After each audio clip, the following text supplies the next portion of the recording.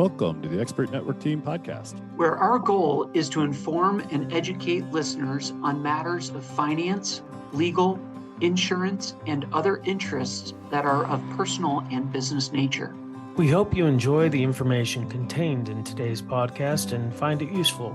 We'd like to introduce your Expert Network team of professionals. I'm Carl Frank, owner and financial planner at A&I Wealth Management. I work with clients to help them grow and protect their investments and choose how they want to be taxed.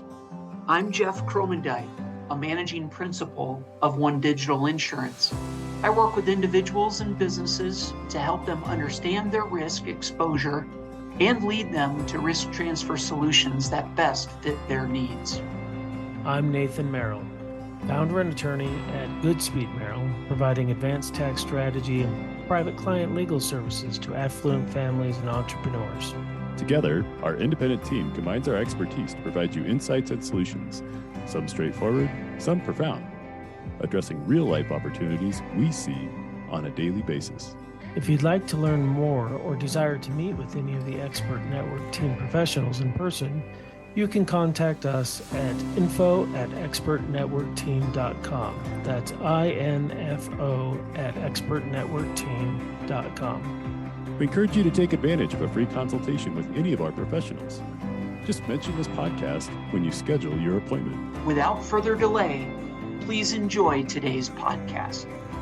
Welcome to today's podcast. I'm Carl Frank with A&I Wealth Management, and with me today, I've got Nathan Merrill with Goodspeed Merrill. How are you, Nate? I'm good. Surprise, it's the two of us. We seem to be the regulars. We are, and we have guests slated to start joining us. We're ready for them to come. But for now, people have to benefit from our collective wisdom. Well, and we are pumped about our topic. We could go on and on and on ad infinitum about legacy. And this legacy, we were just brainstorming before we started, is a really interesting idea. It's a very practical idea, but it deserves its own podcast because it's the family reunion. The family reunion is often just a disaster, right? It's a joke. It's a great sitcom where you get all the people who have nothing in common with each other. They're forced to be with each other. It's almost an obligation. It can feel like work. Right. And it can also be super fun, but it's not something that always leads to substantially improved relationships or continuing the legacy. And so what you were giving me an idea about, which is really interesting to me, is to make it more impactful. Yeah, well, let's go back to kind of, it's Simon Sinek's, start with why. You got to understand the why you're doing something before you. Yeah. So we've talked in past podcasts about the family of affinity. We've talked about concerns about, so once we've identified we have a family of affinity, we don't want to do things that are disruptive or destructive to those individuals that we have care and concern for. We want to enable them to develop their own contribution to the family legacy. But these are all the things we want. These are aspirational, and you can listen to those podcasts and agree 100%, and then walk away probably feeling like, how? Yeah, right.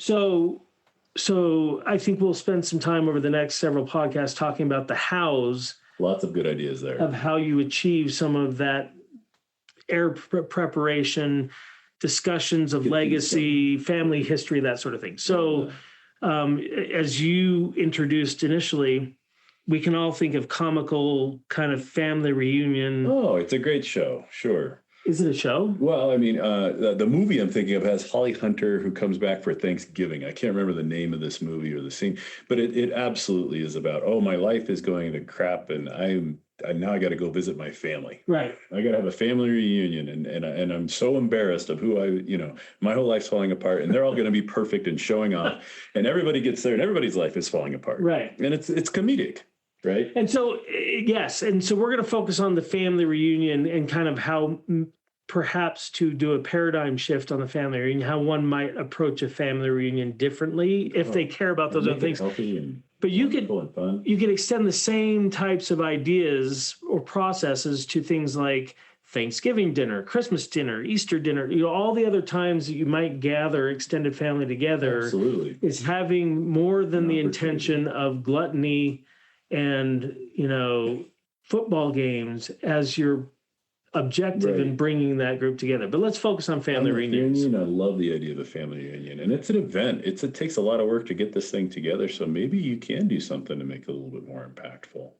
So maybe just to brainstorm this a little bit, because just like with family, we assume that everybody knows what we're talking about when we talk about a family. Right.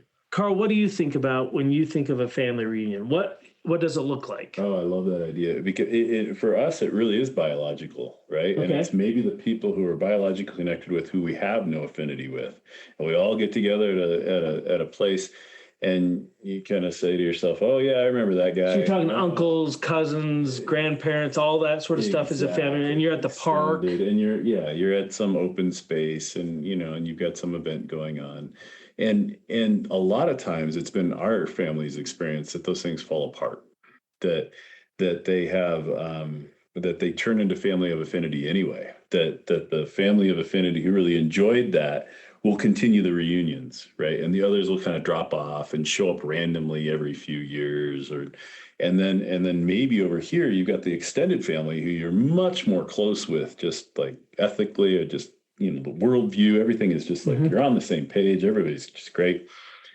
And there's no reunion for there. And there could be a really big missed opportunity there, Nate, because as we think about the biological family versus the family of affinity, wow, maybe we should be thinking about doing a reunion with people regardless of the biological connection, just kind of a way to get together and tell the stories that are meaningful. Right. Well, and that gets to the next piece, which is, some of my family reunions, I can say I probably wasn't nearly as in tune with all the drama that might have been going on. I've generally been aloof of drama. It just doesn't interest me at all. But I can tell you that as I think back on my family reunions, the big takeaways I have from them were baked beans, frisbee, That's funny. frisbee golf. Right? Yeah. I mean, I can picture the place where we used to get together for a couple of our family reunions. I could drive to it probably blindfolded. Yes. But I can't tell you beyond, like, say, meeting the weird aunt or the other ones you things. haven't seen in forever. I don't know. There was no understanding for me as an adolescent as to why we were doing that. And I think that if we're going to talk about family reunions, we have to talk about the purpose. Because I think if you were to be honest with yourself, you would have to acknowledge that just getting together biological family, based on the stories we're talking about and sharing, doesn't seem to have a inherently obvious benefit. Yeah, it's fun, hopefully, and hopefully everybody has a good time and you hear a few stories and make a few new connections.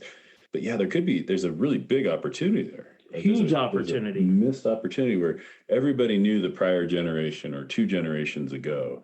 And maybe the stories of those generations can come through. Maybe for our succeeding generations after us, we can shape this reunion into something that can be a little bit more than just baked beans at Frisbees. Yep. And, I just had an epiphany as we were talking about this. Part of I think the failure or I wouldn't say failure. Failure is the wrong word. The lack of impact that family reunions are having is partly a byproduct of how we are organizing ourselves as family. It goes back to the family of affinity. If we are, as in our case, relying on solely the elder generation to arrange and build everything, then there's very little engagement from everybody else.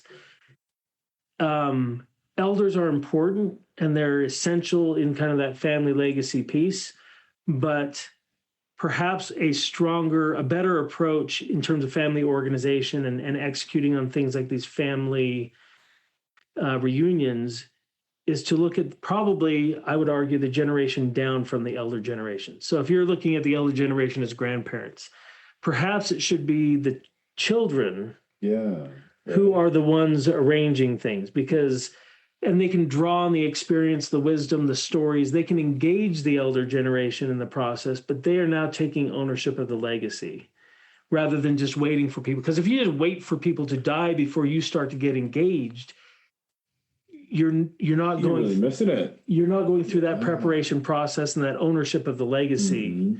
You're waiting for it to come to you rather than you going to the legacy. And that reunion is a great opportunity to just hear the stories. And I don't know about your family situations, but oftentimes we'll get that older generation in with us and we'll hear a story we've never heard before, or we'll hear it in a new way, or maybe our ears are just finally hearing the story. Or our life experience finally gets us to tune into it, right? Yeah, something says, oh, now I'm ready to hear that message and I need to get it. And the elder generation, quite honestly and appropriately, is tired.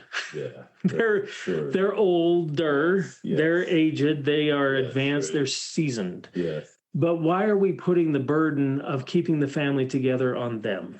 too much. So that's where we as a next generation need to step in and say, we will now take responsibility for owning the legacy. What do you think would make that reunion real? What do you think would do you tell everybody that they have to come in with a certain something they need to share? Everybody has a story that they need to share, or there's going to be a story time, or there's going to be some sort of a something. Like, what can you do? It's a good question. Yeah. And I think it kind of goes back to our last podcast where we're talking about helping, not dictating how someone contributes to legacy, but helping them discover how they're going to contribute. So a reunion can embody a lot of different activities. I mean, it can involve activities, games, get to know you kind of events where you scramble the family in a way where you're allowing people to engage and get to know relatives. You can have people in charge of that. So not everybody has to come and contribute the same thing, I guess is my point. You can certainly have storytellers. I would probably personally limit that to not more than an hour. Yeah, that could be. But if you have 4 or 5 stories told in an hour, and that happens at every family reunion where there's a diversity, and then borrowing from the J. Hughes idea that if you have people who have married into the family, you bring those stories as well. You bring the contributions of all these family lines that are, whether they're biologically tied to the immediate progenitors or not, you learn about who's come into your family of affinity by them telling their own stories. So, for example, my son just got married. The Brantley family, we know nothing about. And we're going to have her at our next family reunion present on her family history. It'll be really fun. Bring that history into our family because she's part of our family now. Yeah, that'll be a great set of stories. It'll be really fun to learn. So that's one thing. So you hit on the nail on the head on one. I think the history part of it is a big one. I think you got to have fun things to do. You got to have food to eat. Oh yeah. Everybody can contribute to these things in their own special way, and you decide what else. Things that we've identified that may or may not take over the long term in our family are things like financial education, just education and development generally, like having the important discussions about the financial legacy the family has, kind of keeping everybody informed as to what's going on. Yeah. A forum for people to talk about challenges they're facing or needs they have or whatever. I mean, you can, if you just let your mind think, you can help design a very purposeful and intentional family reunion experience that people will know what they're getting into when they're signing up for it. And they will be excited to go to it and engage. They will know they will come back from that family reunion more developed, more well-rounded. Their life will have been enhanced. It will have been more than baked beans and hot dogs. Thoughts? We could go into Godfather 1, and we can visit him at his daughter's wedding.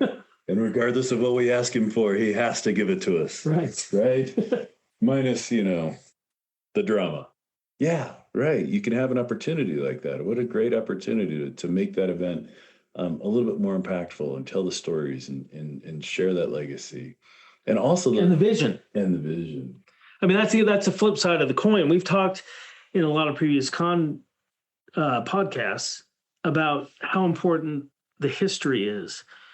But that's where I go back to who's in charge of the event, the family reunion, being an active generation, has to work on what is the vision for a family. They have to tie the two together. So the vision is important. A really great idea. And there has to be a way to to make it safe, I think is just it may be obvious, but it should be stated that a successful reunion will have people who are the black sheep, right? They will have, right? You'll be able to bring, they'll feel safe to be there and to contribute and not feel, They have to be invited, but again, if they are going to choose you as a family of affinity, they have to want to be they part have of to it. want to be a part of it. Yeah. Right. So there's two sides to that safety equation. I mean, You have to be inviting. You have to be a family they want to be a part of. yes. Yeah. At the same time, they are responsible. They can choose. Right. And that can just be in a safe manner, in a non-judgmental way, can just make it a whole lot of fun. right. And it can also, quite frankly, prepare them, because if there are financial assets that will, when the elder generation passes, go to that person down the road, even if that person has some sort of spendthrift around them. I'm imagining a stereotype of a person who spends money, is irresponsible and not living the traditional family, whatever, in alignment with the rest of the family. Well, this is a great way for them to see that, to hear those stories and help them be prepared when the financial assets do arrive. Right. And another thing, our friend Sean Barbaras and his company, More Than Money 360, as I got to know more about that company, one of the things that really just was like, of course, this is obvious, came to my realization, especially over the last couple of years, is the use of technology. So going back to your hypothetical of family reunion at the local park, yada, yada, yada, how important it is for folks who are either geographically remote or can't get there because of work or this or that or the other, or whatever the impediment is, have a means for them to participate in that event some way using electronic means. So that story time being broadcast over Zoom or that'd be fun. Teams or something like that, not to, advertise for any particular platform. But just kind of, record it and put it out there in space. And archive it, record these things so that they can be accessed and become those family assets. Yeah. Part of the value. So technology can enhance the reach of a family reunion extraordinarily. I remember some of our family reunions, we'd drive up to Logan, Utah from Salt Lake. And, as a 12-year-old or 10-year-old kid, that was an eternity of a drive. Now it's like my regular commute into work. But back then, that kind of drive would have just been, oh my gosh, it's like an hour away. It's so far. Yeah. You'd take a nap on the way. You'd feel like you'd aged by the time you got there. But no, the physical relocation, and then I think that being in the presence of each other is important, but I think also figuring out a way to make sure a part of that reunion event includes everybody is also important, and that's an ability we have now with technology. The technology can bring them in regardless of where they're at. Yeah. So even if they're not there for the baked beans and hot dogs, you can tell I love baked beans and hot dogs. But even if they're not there for that, they can be there for some of the intentionality and they can really benefit, and they can add to it. Yeah, that's a really fun idea, to turn a reunion into a practical opportunity to prepare the heirs for the eventual inheritance. Yeah, and I think in some ways, if you're not doing that, this isn't to criticize people in their family reunions, but you're either missing an opportunity, or all you're really doing is having a Saturday at the park, to borrow Chicago's famous song. It's you're going there and you're relaxing and you're watching things transpire. It's a missed opportunity. Yeah. And I think what we're talking about is keeping it fun. We're not talking about getting real serious. Oh, no. Heavy. This is not. I was joking with but the guy. Serious and heavy can be fun if you're a stoic like me. It can be. Well, and who says you're not fun, Nate? Well, all right. You want me to start the list? There's plenty. Most of them are my employees upstairs. I got crack on the whip again. Nate is not known as the fun person, but it's not about me. And that's I guess you could say that's the other important thing is these reunions are about the family. It's not about an individual. It's not about one person. It's about who are we. And maybe we can end on that note. Yeah. A reunion helps define who we are as a family. It helps to set the vision. It helps to bring everybody to that in a common physical and emotional way. Yeah. We got to show up. I love it. So Well said. so then you can just abandon all these comical visions of what family reunions are and really like I said, paradigm shift, redefine what it's going to be for you. Yeah, yeah. And yeah, I can imagine coming into one of those events saying, oh, now there's something actually required of me other than just bringing the coleslaw, right? Oh yeah, coleslaw. Or whatever it is. And are we the only Right? family that loves frog's eye salad? Oh, Have you ever heard of frog's eye salad? Okay, good. Absolutely. We'd love, that's my favorite thing. In fact, sometimes that's the biggest helping on my plate. It's like a little bit of ham and frog's eye salad. A whole lot. Love that stuff. That's great, my friend. Good stuff. Well, there you go. So yeah, I can turn it into something we'd really look forward to every year. And well done is something everybody would look forward to every year. Yeah.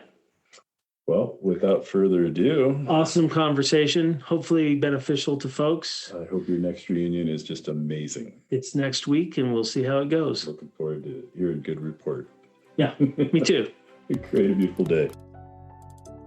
Thank you for joining us today. I hope you enjoyed the discussion and the information we shared. We hope you enjoy the information contained in today's podcast and find it useful. We hope you will join us again next time as we explore new areas of interest to our listeners or current issues we believe are important to discuss. If you enjoyed this podcast, please subscribe so you are notified when future episodes are released, and also share it with a friend that you think would benefit. If you'd like to meet with a member of the Expert Network team or have a request for a special topic you'd like to have us discuss on the podcast, submit those requests to info@expertnetworkteam.com. That's info@expertnetworkteam.com. Thank you for joining us and have a great day. Thank you for listening to this podcast. We want to remind you that listening to this podcast does not establish a client-professional relationship with any of the professional firms represented, including guests, nor does it constitute legal, investment, accounting, or other advice of a fiduciary nature. The views expressed are those of the professionals only. Investment advisor services may be provided through A&I Wealth Management. Securities may be provided through Genios Wealth Management.